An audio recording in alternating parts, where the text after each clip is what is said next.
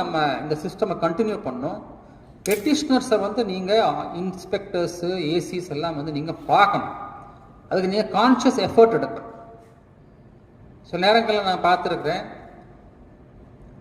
அந்த அதிகாரி ஏசி அங்கே தான் உட்காந்துருக்காரு, இன்ஸ்பெக்டர் உட்காந்துருக்காரு. நான் இங்கே வந்து கேட்கும்போது நான் இன்ஸ்பெக்டர் பார்த்தேன்னா இன்ஸ்பெக்டர் பார்க்க முடியல சொல்கிறாங்க.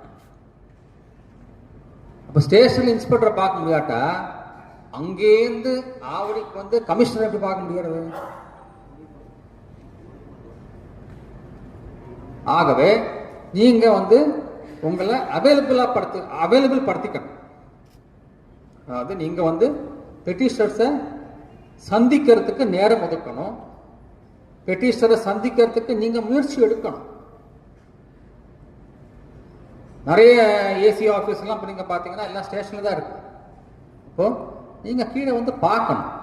ஏசிஸ் வந்து நீங்க ஒரு நாளைக்கு 1-2 வாட்டி கீழே வந்து யார் நிற்கிறாங்க, யார் பெட்டிஷன் உட்காந்துருக்காங்க, என்ன என்ன என்ன அவங்களோட கோரிக்கை என்னது, ஏன் உட்காந்துருக்காங்க, ஏன் அவங்கள விசாரிக்க கூப்பிடல, என்ன பிரச்சனை, 2 வாட்டி கேட்டத்தான் வந்து கீழே வேலை நடக்கும். எதுவுமே கேட்காம நான் ஆஃபீஸில் உட்காருவேன்னு சொன்னால் அப்போ கீழே வந்து சரியா வேலை நடக்காது. மக்களுக்கு வந்து இந்த ரிலீஃப் கிடைக்காது.